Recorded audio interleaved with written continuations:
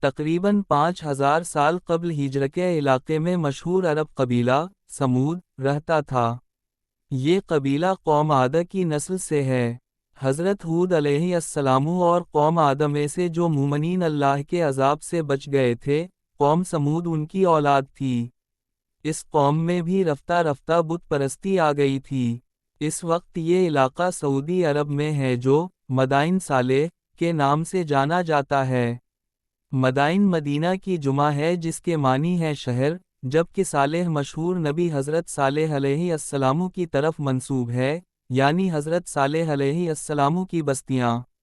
مدائن صالح مدینہ منورہ اور تبوک کے درمیان مدینہ منورہ سے تقریباً 380 کلومیٹر شمال مغرب میں واقع ہے۔ مدینہ منورہ سے خیبر تقریباً 180 کلومیٹر دور ہے جو مدینہ منورہ اور مدائن صالح کے درمیان واقع ہے۔ بعض لوگ اس جگہ کی زیارت کے لیے جاتے ہیں، اگرچہ اس کی زیارت کوئی ترغیبی عمل نہیں ہے۔ آج بھی صبح سے شام تک حجر یعنی مدائن صالح کی زیارت کی جا سکتی ہے، لیکن رات میں اس مقام میں جانے کی اجازت نہیں ہے۔ اقوام متحدہ کے تعلیمی و ثقافتی مشہور ادارہ یونیسکو نے بھی مدائن صالح یعنی حجر کی تاریخی حیثیت تسلیم کی ہے۔ مدینہ منورہ سے جاتے ہوئے مدائن صالح سے 22 کلومیٹر پہلے العلا نام کا ایک خوبصورت شہر آباد ہے، جہاں لیموں، سنترا، انگور اور آم کے علاوہ گیہوں اور جو کی بھی خوب کھیتی ہوتی ہے، لیکن العلا شہر سے صرف 22 کلومیٹر کے فاصلے پر مدائن صالح واقع ہے، جہاں 5000 سال گزرنے کے باوجود آج بھی زندگی کا کوئی آثار دور دور تک موجود نہیں ہیں، حتیٰ کہ پینے کے لیے پانی بھی موجود نہیں ہے، کیونکہ اس سرزمین میں سرکش قوم پر اللہ تعالیٰ کا دردناک عذاب نازل ہوا تھا۔ اسی لیے جو حضرات مدائن صالح جاتے ہیں وہ پانی جوس وغیرہ العلا شہر سے ہی لے کر جاتے ہیں۔ مقدس کے تجارتی قافلے اسی راستے ملک شام جایا کرتے تھے۔ عثمانی حکومت نے 1907 ء میں مدائن صالح میں ایک ریلوے اسٹیشن بھی بنایا تھا جو مدینہ منورہ کے بعد دوسرا بڑا ریلوے اسٹیشن تھا۔ مدینہ منورہ سے خیبر اور مدائن صالح ہوتی ہوئی ٹرین دمشق، سوریہ، جایا کرتی تھی، مگر سلطنت عثمانیہ کے زوال کے ساتھ ہی یہ تاریخی ٹرین بند ہو گئی۔ غزوہ تبوک کے موقع پر جب نبی اکرم صلی اللہ علیہ وسلم اس علاقے سے گزرے تو آپ صلی اللہ علیہ وسلم نے مسلمانوں کو یہ آثار قدیمہ دکھا کر وہ سبق دیا جو آثار قدیمہ سے ہر صاحب بصیرت شخص کو حاصل کرنا چاہیے کہ یہ اس قوم کی بستی ہے جس پر اللہ کا عذاب نازل ہوا، لہٰذا یہاں سے جلدی گزر جاؤ۔ یہ سیر گاہ نہیں، بلکہ رونے اور عبرت پذیری کا مقام ہے۔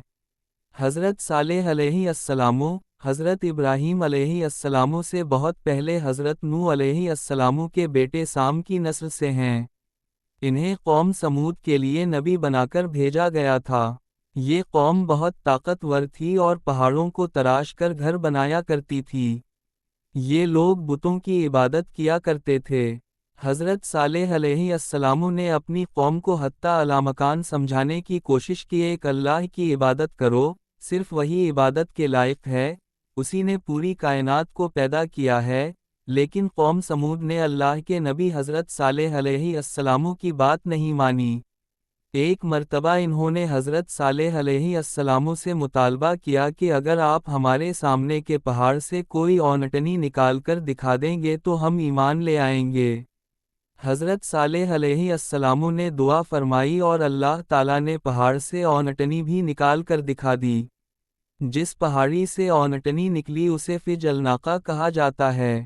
اس معجزے کے باوجود چند لوگوں کے علاوہ قوم سمود کی بڑی تعداد ایمان نہیں لائی، لیکن چونکہ انہوں نے اس معجزے کو اپنی آنکھوں سے دیکھا تھا، اس لیے وہ کسی قدر اس اونٹنی کا احترام کرتے تھے۔ حضرت صالح علیہ السلام کے فیصلے کے بعد کنویں سے پانی پینے کی باری مقرر کر دی گئی۔ ایک دن اونٹنی کنویں کا پانی پیتی اور دوسرے دن قوم سمود کے لوگ، مگر آہستہ آہستہ انہوں نے اونٹنی کو ستانا شروع کر دی۔ حضرت صالح علیہ السلام نے ایسا کرنے سے منع کیا، لیکن ایک دن قوم سمود کے کچھ شریروں نے اونٹنی کو مار ڈالا۔ حضرت صالح علیہ السلام سمجھ گئے کہ اب اللہ کا عذاب نازل ہوگا، چنانچہ انہوں نے بتا دیا کہ 3 دن میں اللہ کا عذاب نازل ہو جائے گا۔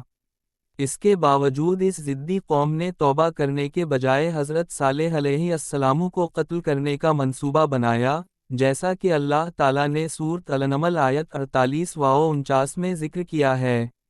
لیکن اللہ تعالیٰ نے انہیں راستے ہی میں ہلاک کر دی اور ان کا منصوبہ دھرا رہ گیا۔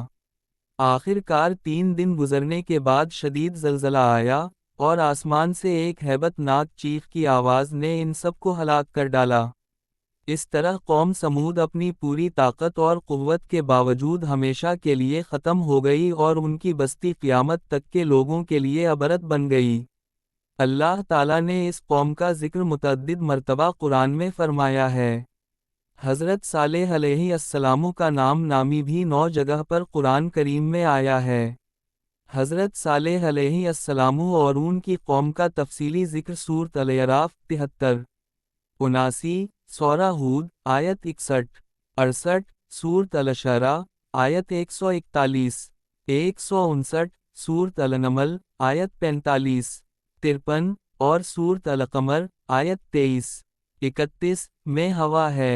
نیز سورہ حجر، سورہ فصلت، سورہ زاریات، سورہ نجم، سورہ حاقہ اور سورہ شمس میں بھی ان کے مختصر احوال ذکر کیے گئے ہیں۔ چند آیات کا ترجمہ پیش خدمت ہے۔ انہوں یعنی حضرت صالح علیہ السلام نے کہا، اے میری قوم کے لوگو، اللہ کی عبادت کرو، اس کے سوا تمہارا کوئی معبود نہیں ہے۔ تمہارے پاس تمہارے رب کی طرف سے ایک روشن دلیل آ چکی ہے۔ یہ اللہ کی اونٹنی ہے جو تمہارے لیے نشانی بن کر آئی ہے۔ اس لیے اسے آزاد چھوڑ دو کہ وہ اللہ کی زمین میں چرتی پھرے، اور اسے کسی برائی کے ارادے سے چھونا بھی نہیں، کہیں ایسا نہ ہو کہ تمہیں ایک دکھ دینے والا عذاب آ پکڑے۔ اور وہ وقت یاد کرو جب اللہ نے تمہیں قوم عاد کے بعد جانشین بنایا، اور تمہیں زمین پر اس طرح بسایا کہ تم اس کے ہموار علاقوں میں محل بناتے ہو، اور پہاڑوں کو تراش کر گھروں کی شکل دے دیتے ہو۔ لہٰذا اللہ کی نعمتوں پر دھیان دو، اور زمین میں فساد مچاتے نہ پھرو۔ ان کی قوم کے سردار نے جو بڑائی کے گھمنڈ میں تھے، ان کمزوروں سے پوچھا جو ایمان لے آئے تھے کہ کیا تمہیں اس بات کا یقین ہے کہ صالح اپنے رب کی طرف سے بھیجے ہوئے پیغمبر ہیں؟ انہوں نے کہا، بے شک ہم اس پیغام پر پورا ایمان رکھتے ہیں جو ان کے ذریعے بھیجا گیا ہے۔ وہ مغرور لوگ کہنے لگے، جس پیغام پر تم ایمان لائے ہو، اس کے تو ہم سب منکر ہیں۔ چنانچہ انہوں نے اونٹنی کو مار ڈالا، اور اپنے پروردگار کے حکم سے سرکشی کی، اور کہا، صالح، اگر تم واقعی ایک پیغمبر ہو تو لے آؤ وہ عذاب جس کی ہمیں دھمکی دیتے ہو۔ نتیجہ یہ ہوا کہ انہیں زلزلے نے آ پکڑا، اور وہ اپنے گھر میں اوندھے پڑے رہ گئے۔ اس موقع پر صالح ان سے منہ موڑ کر چل دیے، اور کہنے لگے، اے میری قوم، میں نے تمہیں اپنے رب کا پیغام پہنچایا، اور تمہاری خیر خواہی کی، مگر افسوس کہ تم خیر خواہوں کو پسند ہی نہیں کرتے تھے۔ سورۃ الاعراف 73، 79۔ اور قوم سمود کے پاس ہم نے ان کے بھائی صالح کو پیغمبر بنا کر بھیجا۔ انہوں نے کہا، اے میری قوم، اللہ کی عبادت کرو، اس کے سوا تمہارا کوئی معبود نہیں ہے۔ اسی نے تمہیں زمین سے پیدا کیا، اور اس میں تمہیں آباد کیا۔ لہٰذا اس سے اپنے گناہوں کی معافی مانگو، پھر اس کی طرف رجوع کرو۔ یقین رکھو کہ میرا رب تم سے قریب بھی ہے، دعائیں قبول کرنے والا بھی۔ وہ کہنے لگے، اے صالح، اس سے پہلے تو تم ہمارے درمیان اس طرح رہے ہو کہ تم سے بڑی امیدیں وابستہ تھیں۔ یعنی نبوت سے قبل حضرت صالح علیہ السلام اپنی قوم میں عظیم مقام رکھتے تھے۔ جن بتوں کی عبادت ہمارے باپ دادا کرتے آئے ہیں، کیا تم ہمیں ان کی عبادت کرنے سے منع کرتے ہو؟ جس بات کی تم دعوت دے رہے ہو، اس کے بارے میں تو ہمیں ایسا شک ہے جس نے ہمیں اضطراب میں ڈال دیا ہے۔ صالح نے کہا، اے میری قوم، ذرا مجھے یہ بتاؤ کہ اگر میں اپنے پروردگار کی طرف سے آئی ہوئی ایک روشن ہدایت پر قائم ہوں، اور اس نے مجھے خاص اپنے پاس سے ایک رحمت یعنی نبوت عطا فرمائی ہے، پھر بھی اگر میں اس کی نافرمانی کروں تو کون ہے جو مجھے اللہ کی پکڑ سے بچا لے؟ لہٰذا تم میرے فرائض سے روک کر بربادی میں مبتلا کرنے کے سوا مجھے اور کیا دے رہے ہو؟ اور اے میری قوم، یہ اللہ کی اونٹنی تمہارے لیے ایک نشانی بن کر آئی ہے۔ آزاد چھوڑ دو کہ اللہ کی زمین میں کھاتی پھرے، اور اسے برے ارادے سے چھونا بھی نہیں، کہیں ایسا نہ ہو کہ تمہیں عنقریب آنے والا عذاب آ پکڑے۔ پھر ہوا یہ کہ انہوں نے اسے مار ڈالا۔